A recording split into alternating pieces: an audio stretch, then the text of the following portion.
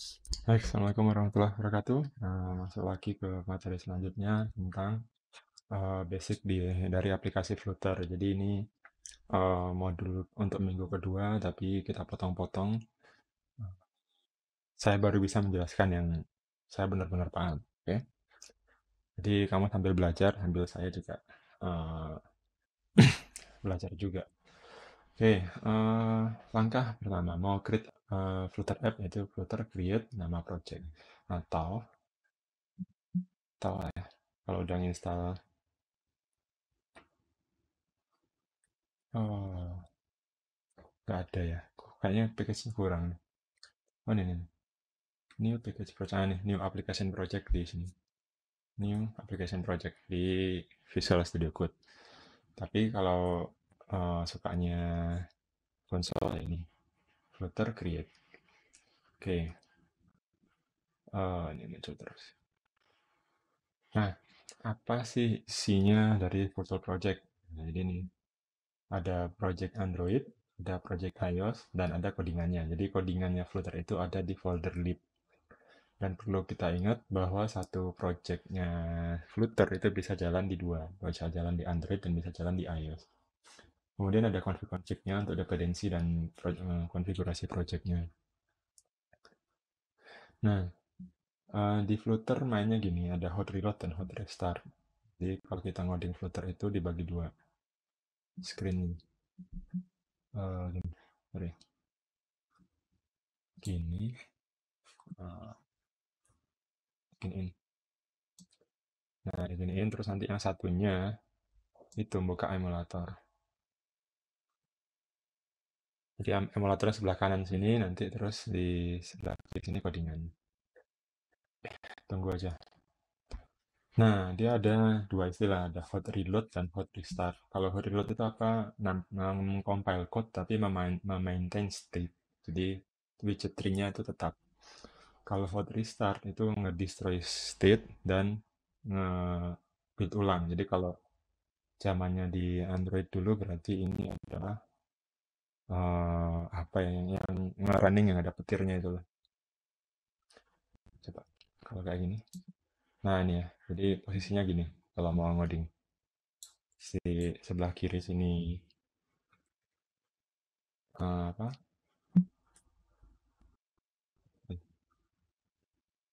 Oh, kalau di sebelah kiri sini adalah codingannya, sebelah kanan sini previewnya. Terus kalau mau di running, run, start debugging.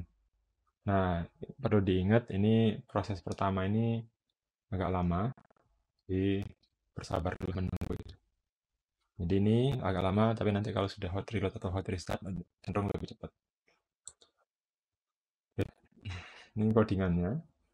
Kalau di Hello World-nya, nah perlu diketahui lagi ngoding Flutter beda sama ngoding pakai Android Kotlin atau Java. Jadi mungkin akan mirip ketika Kotlin sudah ngeluarin yang Jetpack Compose. Tapi kalau belum main Jetpack Compose, dia agak selalu sedikit berbeda. Selalu berbeda lah. Jauh bedanya. Mainnya kayak mirip kita bikin aplikasi React. Jadi mainnya by komponen kalau di React istilahnya kalau di Flutter istilahnya berubah menjadi widget. Oke. Ada stateless widget dan ada stateful widget dan ada state. Nanti kamu lihat. Ini ketika running app ya. Nah, setiap aplikasi Flutter, semua app lah, semua apa ya, semua codingan mesti punya main function atau main app. Nah, ini dia, void main run my app. Di mana my app itu nanti adalah sebuah kelas di sini ya. Dia bakal nge-running ini. Dan sama kayak codingan-codingan lainnya, JavaScript, Java, Kotlin, ada dependensi. Nah, ini dia bisa import. Terus di sini ada stateless widget, ada stateful widget. Nah, bedanya apa? Stateless widget itu widget yang nggak punya state. Stateful widget ini widget yang punya state. Dimana kalau ada stateful widget, dia mesti punya state class ini ya. Nah, nanti kita lihat. Uh, apa stateless widget? Stateless widget adalah kayak gini cara buatnya. My app extend stateless widget, selalu extend. Kemudian sama kayak di Java ada override on on create atau apa gitu ya. Nah, di sini juga bakal ada widgetnya yang di override. Di mana nanti di sini itu isinya adalah widget. Jadi apa sih widget? Widget itu kalau kamu familiar React ya itu komponen. Tapi kalau kamu nggak familiar React ya semua yang ada di UI, semua yang ada di layar itu adalah widget. Oke. Nah, semua yang ada di layar adalah eh, widget kalau kita main di eh, Flutter. Kemudian setiap widget itu ada propertinya. Ini contoh ya. My homepage ada properti title. Material app ada properti title. Ada properti theme, ada properti home. Di mana masing-masing properti itu bisa kita isi dengan value. Value-nya itu bisa konstan gini. Bisa juga sebuah theme. Ya, lihatnya. Sorry. Nih, bisa juga sebuah apa namanya? Sorry. Bisa juga sebuah ini eh widget lain. Jadi di dalam widget itu bisa punya properties widget lagi. Nah, makanya itu si aplikasinya ini disusun dari sebuah widget tree. Nah, buat yang kemarin ya bingung ngapain sih di struktur data belajar tree eh, menyusah-nyusahin pikiran gitu ya misalnya. Nah, ini implementasi tree pada real life ya ini di tree-nya widget ini. Nah, di eh, konstruksi widget yang di Hello World itu apa? Ada widget namanya My App, ya. Di mana si My App ini, nih My App, ini My App, ini My App juga di sini. Sorry, kursornya nggak kelihatan ini. Terus ada Material App, di mana Material App itu apa nih? Anak pertama dari si My App. Kemudian si My App juga punya anak lagi, dan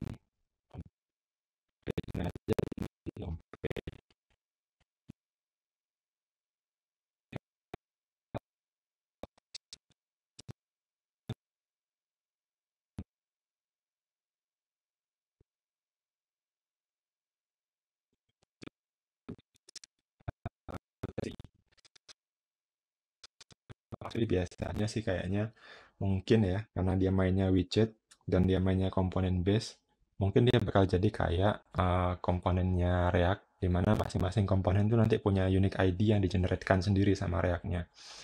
Kemungkinan itu kayak gini, cuma karena feeling saya aja, karena dia sama-sama main komponen kan. Kalau kamu pernah main React, setiap komponen yang kamu buat, nanti sama React akan dikasih ID yang dynamic. Yang kamu nggak ngasih sendiri, nanti dia di-generate sendiri sama React-nya. Nah, kemungkinan tuh gini, tapi bisa jadi iya, bisa jadi enggak. Nanti kita lihat lagi. Kemudian setiap stateful widget akan punya state. Nah, gimana cara membuat state-nya ini? Mengoverride method create state. Create state-nya dari mana? Dari sini. Nah, ada kelas lain namanya myHomepageState yang mengextend state.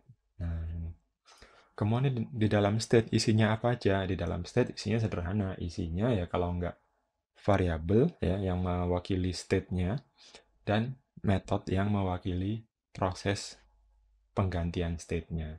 Ini makanya ada void ini set state. Jadi ingat ya nanti kalau nge-set state mau update value dari state itu menggunakan set state. Mirip banget sama React-nya. Ada set state-nya gitu.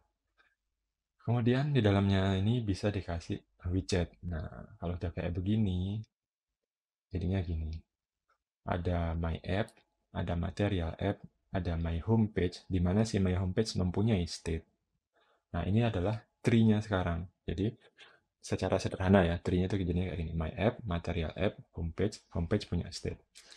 Nah, setiap kali state berubah, ya, state ini berubah, maka semua komponen yang menyertai state ini, yang disertai oleh state ini akan berubah.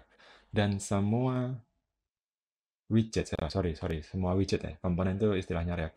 Semua widget yang terpengaruh oleh nilai dari state itu akan berubah. Jadi ketika state berubah, maka homepage pasti berubah. Pasti di re-render, digambar ulang. Walaupun ya, Atau misalnya nanti si homepage ini mempunyai anak yang nilainya itu anak yang berupa stateless widget, ya. Karena di sini ada stateless widget juga. Misalkan nanti si homepage ini punya anak yang stateless widget dan nilai dari anaknya itu diset oleh my homepage ini melalui state, maka si my homepage ini pasti juga akan mere-render anaknya yang stateless itu tadi. Walaupun yang berhak merubahnya bukan si statelessnya sendiri, tapi si state-nya. Oke, itu pengenalan mengenai ini. Nanti kalau bingung tanya ya, pasti bingung. Apalagi kalau belum pernah mainan React dan belum pernah mainan yang komponen base. Tapi harus belajar. Nah ini, langsung aja. Ini contoh ya. Contoh saya ngoding ini belajar belajar nge-layout aja. Saya buka website Goal, terus saya coba sih bisa nggak sih? Eh ya, nih kayak gini jadinya. Goal.com. Terus saya lihat kalau dia di tampilan mobile kayak gimana. Saya buat gini, terus impact-nya mana? Di inspect, terus saya buat ini. Tampilan, pengen lihat tampilannya kalau mobile. Nah, gini ya. Galaxy. Nah, kayak gini kira-kira. Nah, saya coba sih, bisa nggak sih Flutter dibuat untuk yang begini? Ternyata ya gampang-gampang aja. Nih, sorry. Nih.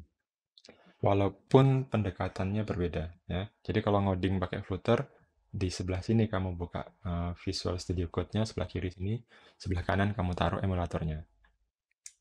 Terus eh, kalau mau dilakukan apa yang dilakukan? Nah, ini karena sudah saya potong-potong ya jadi widget-widget ini. Coba ini saya buang item berita. Nah, dia melakukan hot reload. Hot reload itu apa ya? Nah, reload tapi nggak usah nginstal ulang. Ada lagi yang hot restart. Jadi kalau selama kamu ngoding terus nambah-nambahin ini dan tidak error, dia bakal melakukan hot reload. Nah, kamu bisa langsung lihat perubahannya di sini. Nah, logika berpikirnya ketika bikin aplikasi menggunakan Flutter adalah semua yang ada di sini di mana di layar ini itu semuanya adalah komponen widget. Nah, sorry bukan komponen. Semuanya adalah widget. Widgetnya nanti ada dua tipe. Di modul ada yang lebih detail. Nanti saya akan buat satu video lagi yang terkait dengan penjelasan job sheet-nya itu. Nah, ini adalah tugasnya. Nanti kamu silahkan coba. Semua, tapi rule-nya gini, semua yang ada di sini itu adalah widget. Gambar ini widget, button ini widget, ini yang background-nya apa ini, gray blue ini adalah widget, teks ini adalah widget, gambar ini juga widget, title ini juga widget, border ini juga hasil dari widget, teksnya widget. Nah, ini adalah semuanya widget. Semuanya disusun menjadi tree. Nah, inilah bentuk widgetnya. Yang sebelah kiri ini codingannya. Saya punya widget utama induknya material app, di mana si material app punya body, ya, punya home di scaffold, kemudian ada bodinya. Nah, bodinya ada single child scroll view, kemudian ada kontainernya isinya apa aja. Saya nggak jamin ini benar ya, tapi yang jelas ini bisa. Nanti mungkin kita sambil jalan kita bisa tahu gimana caranya bikin widget tree yang benar dan lebih efisien. Dan semua widget-widget itu bisa kita potong-potong. Nah, ini saya motong. Berita utama dot ini adalah ini. Nah, fotonya Diego Costa ini. Kemudian item berita dot ini adalah nih, yang ada pique ini satu, satu, satu. Tapi sekali saya merubah satu item berita ini, makanya akan berubah untuk semua widget. Kemudian pertandingan hari ini dot ini sebenarnya adalah cuma sebuah button yang disusun jadi satu baris. Nah, nanti akan ada lebih detail tentang bagaimana cara mengerjakan yang seperti ini. Cuma pada dasarnya adalah semua yang ada di UI widget. UI yang bisa di-render ulang setelah dia dibuat itu adalah widget yang terpengaruh oleh state. State adalah yang meng-setup data. Jadi datanya berubah, widget di render ulang. Sehingga kesannya aplikasinya dinamis. Kalau ini semua masih stateless widgetnya. Data utama stateless, item stateless, pertanyaan juga stateless, main.dart-nya yang juga stateless. Jadi saya belum bikin stateful widget. Nanti akan ada video buat gimana cara ngodingnya yang bagus. Oke, silakan dipegang dulu konsepnya ini tentang teori bagaimana eh, si Flutter dibangun dan teori bagaimana best practice bagaimana ngodingnya. Jadi ini nggak akan kamu ketahui kalau kamu nggak nyoba. Jadi taruh sebelah kiri sini codingannya, sebelah kanan sini emulatornya. Jadi langsung kelihatan. Oke. Nah, demikianlah untuk video pertama, yang kedua ya. Nanti akan ada video lagi selanjutnya, mudah-mudahan sempat. Eh, nanti kalau bingung silahkan tanya di pertemuan kita yang sinkron ya. Yang asinkronnya silahkan ini dipelajari dulu. Oke, tetap semangat ngoding, jangan lemah. Kita bakal ngoding banyak hal dengan Flutter. Dan sejauh ini yang saya coba ya ngodingnya lebih ini ya, lebih fleksibel lah daripada ngoding pakai Android Studio. Cuma emang ada beberapa mental working yang sedikit berbeda bagaimana caranya kita ngerjakan ini. Mengerjakan ketika menggunakan Flutter dan bagaimana ketika kita mengerjakan menggunakan Android Studio. Oke, eh, jangan lupa ya, pesan terakhir selalu jangan lupa di like, di subscribe, di share ke temennya. Temennya yang masih malas-malasan tolong di summon, dipanggil. Oh ya, Cok Dotaan ayo ngoding bentar aja gitu ya. Oke, terima kasih. Assalamualaikum warahmatullahi wabarakatuh.